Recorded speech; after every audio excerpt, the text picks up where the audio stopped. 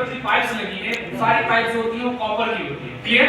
Copper की pipe, और copper की पाइप मैंने कहा था कैसे बेंडिंग करके हैं, यहाँ पर शायद आपको क्लियर दिख रहा होगा, ये वाला जो पोर्शन है बेंड करके है ना पूरा, बेंडिंग ऊपर वाला जाली टाइप कुछ बनाया गया है। जाली टाइप बनाने का रीजन ये है कि उससे हीट को आपस में कनेक्ट करके वो बाकी हीट पोर्शन को बाहर फेंक देता है। कहने का मतलब ये है कि हीट को पाइप में सिर्फ जाएगी घूमी है, और वो भी मेटल का ही है, वो भी उससे टच है, तो उसका हीट वो अपने अंदर थोड़ा बहुत तो एब्जॉर्ब करेगा, और एब्जॉर्ब करने के बाद वो बाहर क्या कर देगा, रेडिएट कर देगा। इतना ज्यादा हाई होता है कि हम उन पर खाना पका सकते हैं। और एक चीज और, अभी ये जो देख रहे हो, मैंने कल कहा था एक कंप्रेसर की मैंने बात की थी।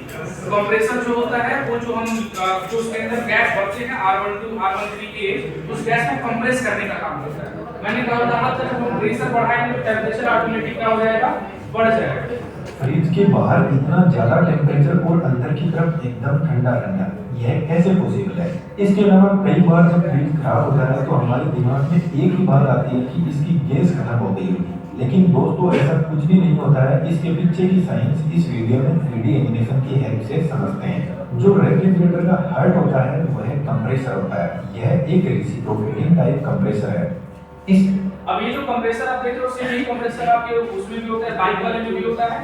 पिस्टन है, पिस्टन किससे चल रहा है, आपके मोटर से चल रहा है। तो मतलब जान लो, इसमें कुछ बताने वाली तो बात नहीं है, इसमें अगर कुछ पूछना तो पूछ सकते हो। के अंदर एक सिंगल फेज इंडक्शन मोटर होती है।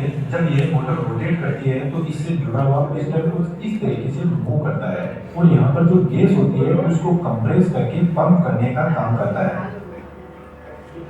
इन कंपोनेंट्स की वर्किंग रेफ्रिजरेटर की बॉडी को थोड़ा सा साइड में रखकर अच्छे से समझते हैं। कंप्रेसर एकदम पैक होता है क्योंकि इसके अंदर एक गैस भरी जाती है जिसका नाम है फ्रीऑन R134। एक मिनट, ये जो गैस है फ्रीऑन R134A, थोड़ा सा एक बार देखना इसका स्ट्रक्चर कैसे बनेगा। इसका जो नॉर्मल नेम होता है वो है 1,1,1,2, इसे कहते हैं टेट्रा और फ्लूरो इथेन, दिखेगा एक में, इसीलिए मैंने इसके ऊपर लिखा है 1,1,1,2 टेट्रा फ्लूरो इथेन।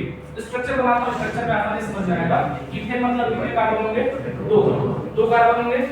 1,1 तीन जगह कौन जुड़ा है, फ्लूरो, और एक दो पे जुड़ा है, तो यहाँ पे F जोड़ दो, यहाँ पर भी F जोड़ दो, यहाँ पर भी F जोड़ दो, ट्राई फ्लूरो यही हो गया।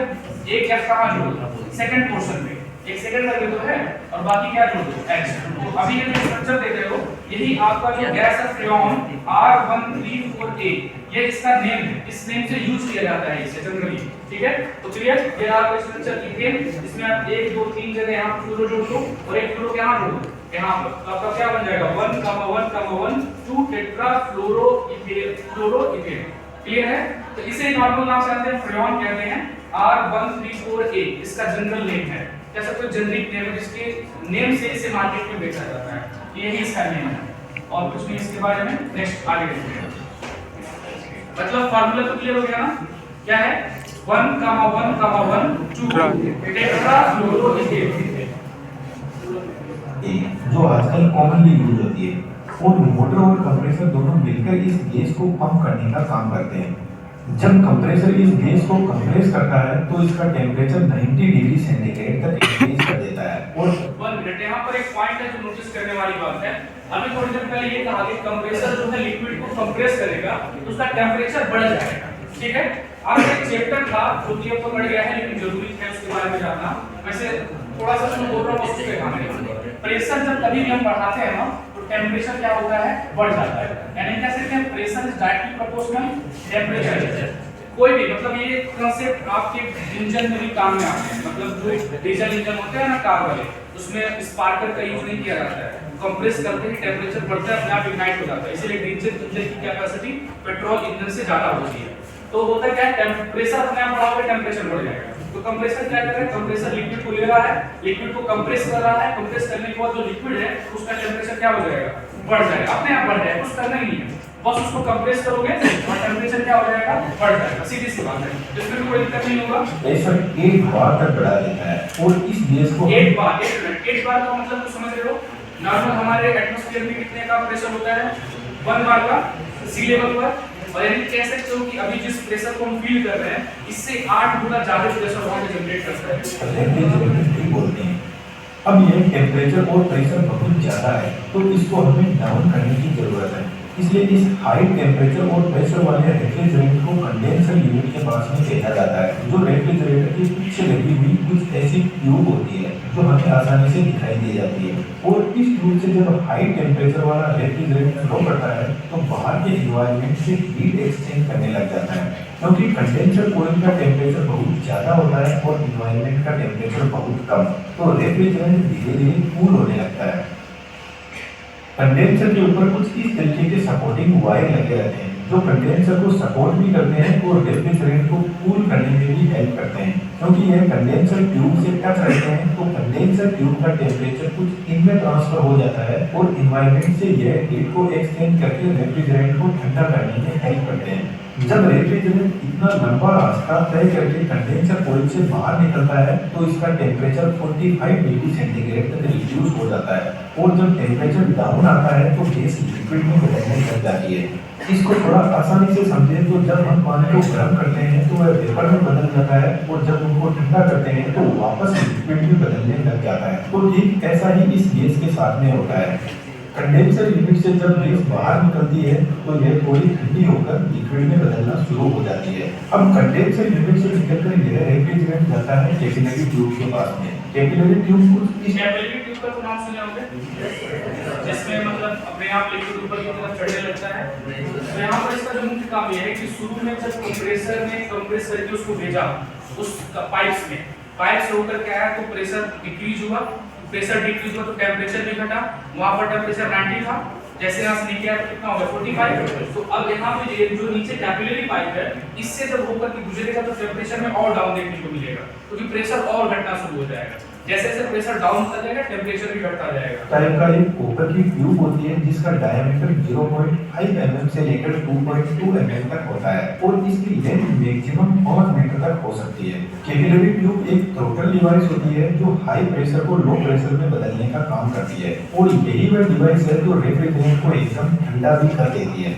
इसको थोड़ा समझने की कोशिश करते हैं। कैपिलरी ट्यूब सिर्फ और सिर्फ एक कॉपर की ट्यूब होती है और इसमें ना कोई इलेक्ट्रिसिटी दी जाती है ना ही इसमें कोई मूविंग पार्ट होता है। जो प्रेशर ड्रॉप होता है वह इस ट्यूब की लेंथ के डायरेक्ट प्रोपोर्शन में होता है। प्रेशर ड्रॉप का मतलब समझ रहे हो क्या होता है? प्रेशर ड्रॉप, प्रेशर गिरना, सीधी सी बात है। मैंने कहा ना पाइप से होकर के जब निकलेगा तो प्रेशर घटेगा और जैसे जैसे प्रेशर घटेगा तो टेम्परेचर भी क्या होगा? डाउन होगा। तो टेम्परेचर डाउन करने के लिए प्रेशर को तो घटाना पड़ेगा। तो कैपिलरी ट्यूब का देखो जो डायमीटर है काफी पतला है और उतने पतले एरिया से अगर जब निकलेगा वो जो गैस ऊपर से आ रहा है तो उसका जो प्रेशर है धीरे धीरे डिक्रीज होने लगेगा। तो क्या तो फार्मूला भी आपको लिख दिया, pressure drop equal length upon diameter, formula भी आपको दे दिया है। तो डायमीटर भी उसका काफी कम है और जैसे लेंथ बढ़ता जाएगा प्रेशर ड्रॉप उतना ही बढ़ता जाएगा। प्रेशर ड्रॉप का मतलब समझ रहे हो ना? प्रेशर घटता जाएगा, सीधी सी बात है। प्रेशर घटता चला जाएगा और डायमीटर के इनवर्स प्रोपोर्शन में होता है। तो जैसे जैसे इस ट्यूब का डायमीटर कम होता जाएगा तो प्रेशर ड्रॉप बढ़ता जाएगा और हम लेंथ भी इंक्रीज कर देते हैं डायमीटर के साथ में तो प्रेशर ड्रॉप और ज्यादा इंक्रीज हो जाएगा। अब प्रेशर ड्रॉप का आपको सिंपल मतलब समझने की जरूरत है। प्रेशर ड्रॉप बढ़ रहा है मतलब प्रेशर का ड्रॉप जो है वह बढ़ता जा रहा है, यानी एक्चुअल में प्रेशर कम हो रहा है। तो जब रेफ्रिजरेंट इस कैपिलरी ट्यूब से बाहर निकलता है तो उसका प्रेशर ड्रॉप होकर 0.6 बार तक पहुंच जाएगा और जब इतना प्रेशर का शुरू में कितना था? 8 से 0.6 आ गया प्रेशर कितना ड्रॉप आ गया अचानक से। तो टेम्परेचर भी अचानक से क्या होगा? डाउन। ये टेम्परेचर अब 0 से नीचे जाने लगेगा, ड्रॉप हो जाएगा तो टेम्परेचर भी रिड्यूस हो जाएगा। तो जब इस ट्यूब के अंदर रेफ्रिजरेंट एंटर हो रहा था तो उसका टेम्परेचर था 45 डिग्री सेंटीग्रेड और जब बाहर निकलेगा तो उसका टेम्परेचर -16 डिग्री सेंटीग्रेड तक पहुंच जाएगा और जब टेम्परेचर इतना कम हो जाएगा तो 75% जो गैस थी वह लिक्विड में बदल जाएगी। रेफ्रिजरेटर के अंदर फ्रीऑन गैस काम में लेते हैं जिसका नेचर होता है वह बहुत जल्दी ठंडी होकर लिक्विड में भी बदल जाती है और बहुत जल्दी गर्म होकर वेपर में भी बदल जाती है। इसीलिए फ्रिज के अंदर इसी गैस को काम में लेते हैं। कैपिलरी ट्यूब के आगे लगा रहता है स्ट्रेनर जो एक फिल्टर का काम करता है और रेफ्रिजरेंट को एकदम प्योर फॉर्म में आगे भेजता है ताकि आगे कोई ट्यूब में ब्लॉक ना आ जाए। स्ट्रेनर से निकला हुआ रेफ्रिजरेंट पहुंचता है इवेपोरेटर कॉइल के पास में और इवेपोरेटर कॉइल की एक ट्यूब ही होती है। इवेपोरेटर कॉइल कहने का मतलब पूरे फ्रिज में सबसे खास है और पता है किस पोर्शन में होता है? जो फ्रीजर होता है ना, फ्रीजर उसी के पास होता है।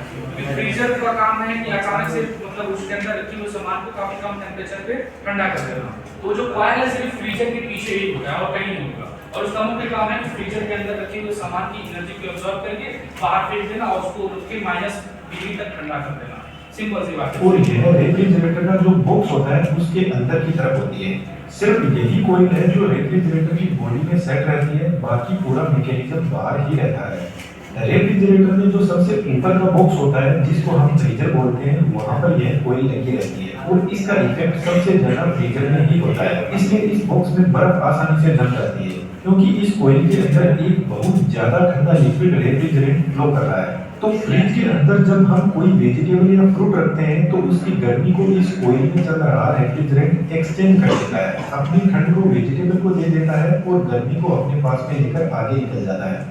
यदि एक गर्म बॉल एक ठंडी बॉल पास में रखी हुई है तो गर्म बॉल ठंडी बॉल को थोड़ा सा गर्म कर देगी और ठंडी वाली बॉल गर्म वाली को थोड़ा ठंडा कर देगी। इस तरीके से दोनों अपनी एनर्जी को एक्सचेंज करती रहेगी। तो ठीक ऐसा ही फ्रिज में होता है। जब इवेपोरेटर कोई फ्रिज में रखी हुई किसी भी वेजिटेबल फ्रूट की गर्मी को एक्सचेंज करती है तो इसके अंदर जो लिक्विड फ्लो हो रहा है वह वापस वेपर में बदलने लग जाता है गर्म होकर, यानी वापस गैस में बदलने लग जाता है।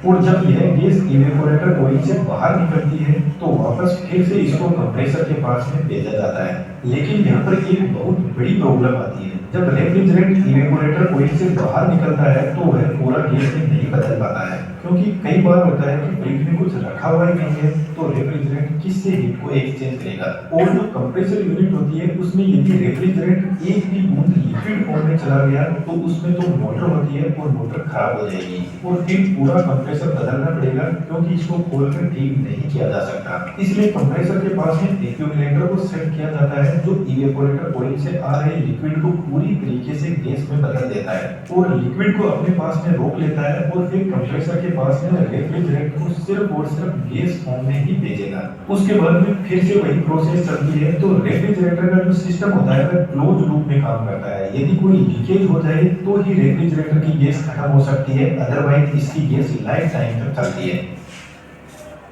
क्लियर? अब इसमें कुछ और पार्ट है जो पूछना है।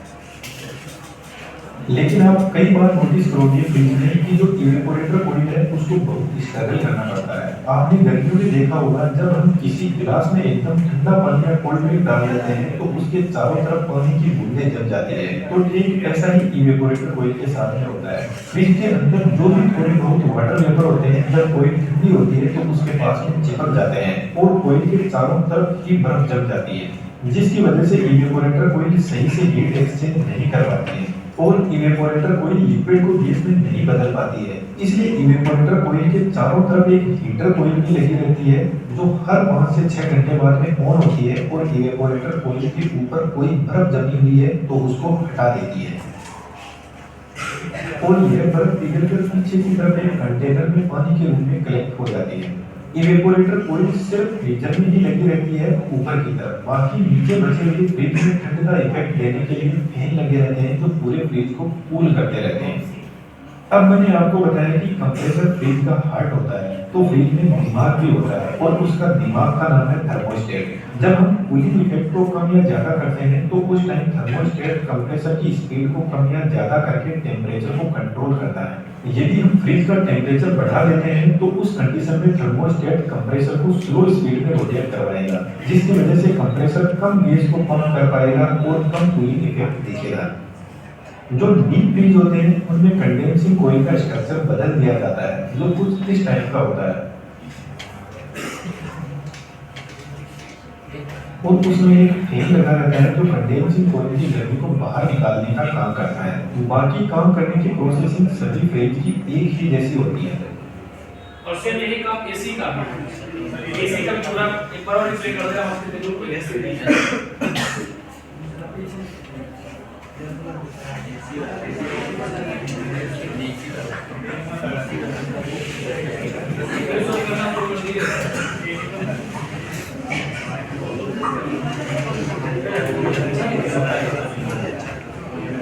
रेफ्रिजरेटर अंदर रखी हुई वेजिटेबल्स और पानी को